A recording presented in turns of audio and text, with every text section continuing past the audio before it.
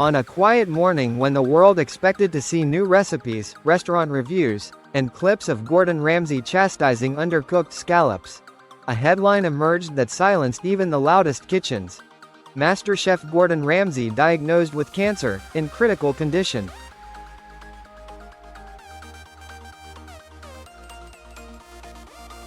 For a moment, disbelief prevailed. Gordon Ramsay, the indomitable figure who seemed to thrive on endless energy, who had become both feared and beloved across the globe, could not possibly be vulnerable. His persona had always embodied vitality, determination, and unrelenting passion. Yet this time, the news was not about another season of Hell's Kitchen or a new restaurant opening in Dubai. It was about mortality.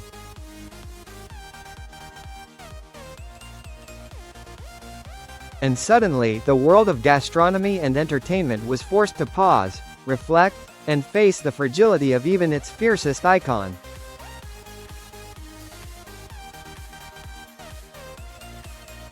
Before illness cast its shadow, Ramsay's story was already legendary. Born in Scotland, raised in England, he rose from humble beginnings to become one of the most influential chefs in the world. Football injuries redirected him toward cooking, and what could have been a setback became destiny.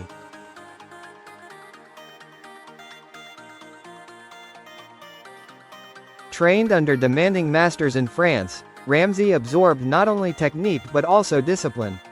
That discipline became the bedrock of his empire: 17 Michelin stars earned, restaurants on nearly every continent, and a media career that transformed him into a household name. His shows redefined food television, blending drama, comedy, and education.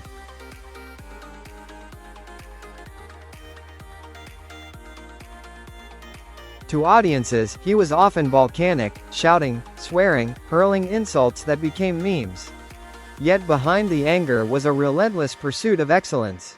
Contestants who endured his wrath often confessed years later that Ramsay had changed their lives.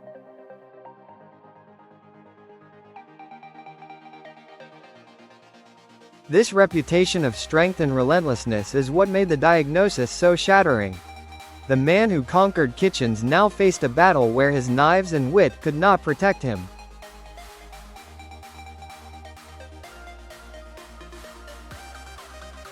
It began quietly, almost unnoticeably. Ramsay experienced fatigue that lingered longer than expected. He chalked it up to overwork. After all, his schedule was punishing: filming in Los Angeles, restaurant openings in Asia, meetings in London, and charity events in between. But then came dizziness, then fainting.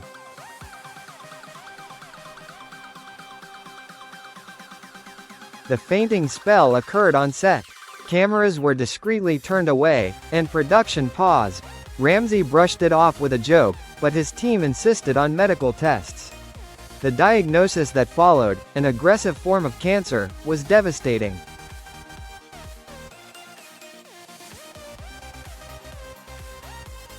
According to close friends, his first reaction was fury. He cursed at the ceiling, one recalled. He said, "I have built an empire, I have fought my way up from nothing, and now my own body betrays me." But soon that fury transformed into determination. Ramsay vowed to fight with the same intensity he demanded from his chefs.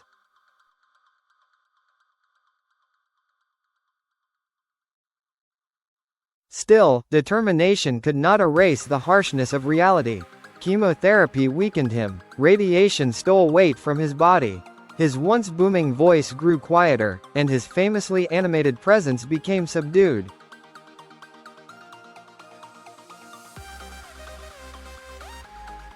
Life in the hospital became both surreal and intimate. Doctors and nurses who had grown used to celebrities were still startled when Gordon Ramsay critiqued his meals.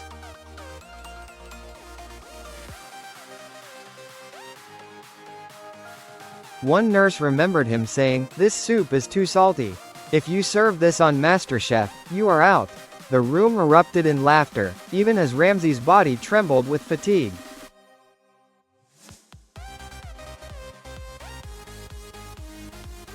During family visits, his vulnerability was most visible.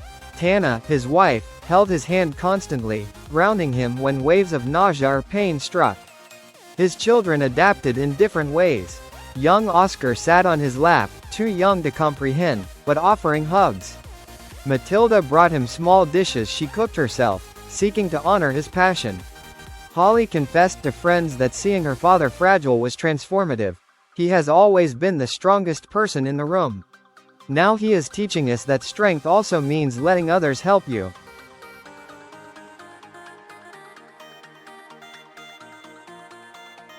Late at night, when visitors had left, Ramsay reportedly spoke softly to doctors. "Do not spare me the truth," he said. "I would rather face it head-on than live in illusions." It was the same honesty he had demanded from contestants, now turned inward.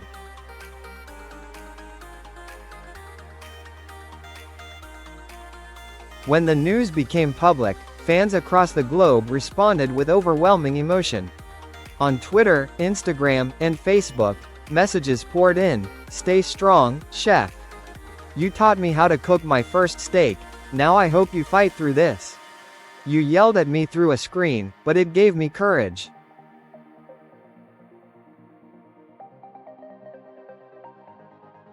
In London, fans left flowers and handwritten notes outside his flagship restaurant. In New York, culinary schools organized fundraising dinners. In Tokyo, chefs dedicated special omakase courses to him. Around the world, strangers united in grief and solidarity.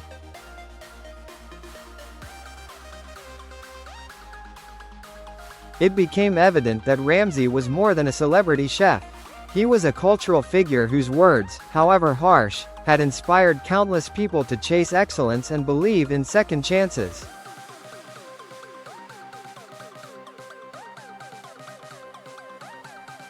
When the news became public, fans across the globe responded with overwhelming emotion. On Twitter, Instagram, and Facebook, messages poured in. "Stay strong, chef. You taught me how to cook my first steak, now I hope you fight through this. You yelled at me through a screen, but it gave me courage."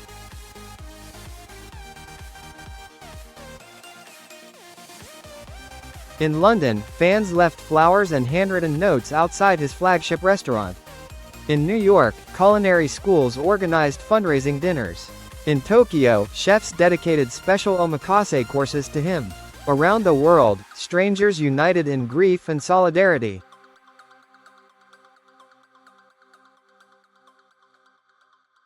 It became evident that Ramsay was more than a celebrity chef. He was a cultural figure whose words, however harsh, had inspired countless people to chase excellence and believe in second chances.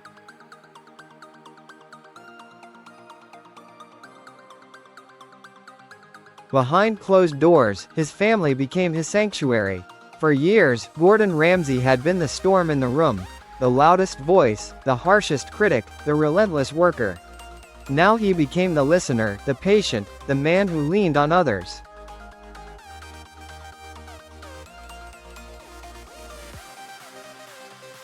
Tana rarely left his side. Their marriage, often tested by the pressures of fame and business, grew even stronger. "We are partners in everything," she said to a family friend. "Now we are partners in this battle too."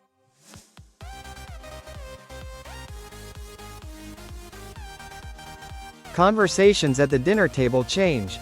The family spoke less of ratings, restaurant launches, and schedules. They spoke more of memories, of love, of the everyday joys they had sometimes overlooked. Meals were simpler, but laughter was richer.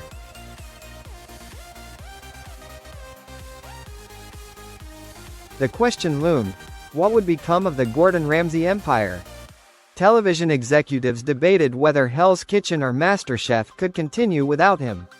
Producers admitted that Ramsay was irreplaceable. He is not just a host. He is the heart, the pulse, the drama, the reason people watch.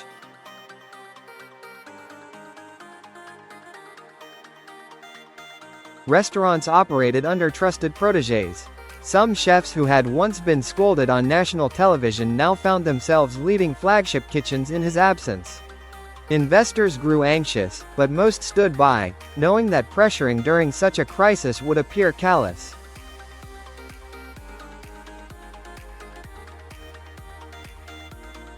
Ironically, the empire did not collapse. It adapted. In his absence, Ramsay's training and mentorship shone. The empire he had built on discipline and resilience proved capable of surviving without his daily presence, a legacy in itself.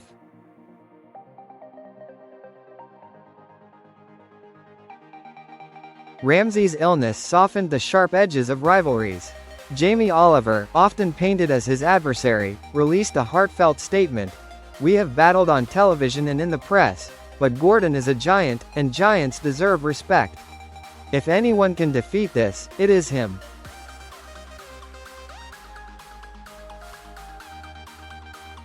Chefs across Europe lit candles in their kitchens. American restaurants introduced "Fight Like Gordon" specials, donating proceeds to cancer research. In Paris, a Michelin-starred chef who had once competed with Ramsay simply said, "Today, he is not a rival. He is a brother in arms."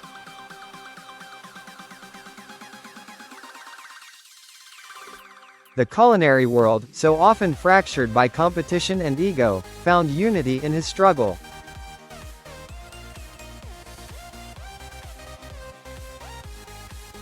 For Gordon Ramsay himself, the battle offered painful but profound clarity.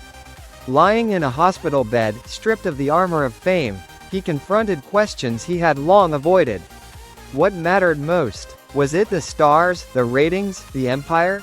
Or was it the laughter of his children, the steady love of his wife, the joy of teaching a young chef to believe in themselves?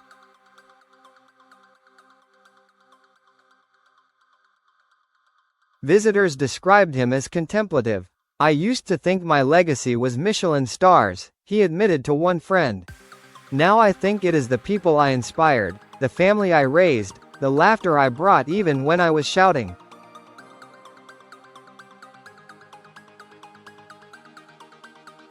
In that reflection lay his truest gift: the ability to turn pain into wisdom, vulnerability into strength.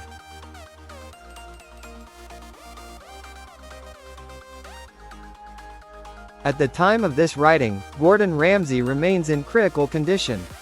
His prognosis is uncertain, yet the significance of his story has already transcended outcomes.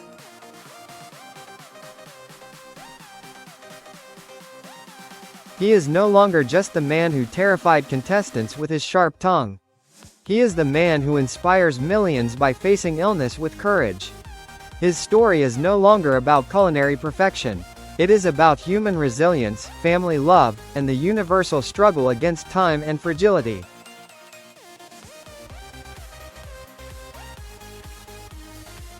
In kitchens across the globe, pots still boil, knives still chop, and chefs still strive for perfection. But now, there is a new awareness. If Gordon Ramsay can be brought low, then no one is invincible. And if Gordon Ramsay can face such a battle with grace, perhaps we all can learn to face our own with the same spirit.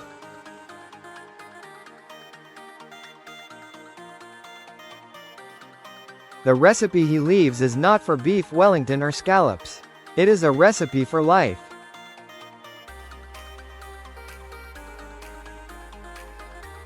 Equal parts courage and vulnerability. A dash of humor, even in pain. Generous helpings of family and love.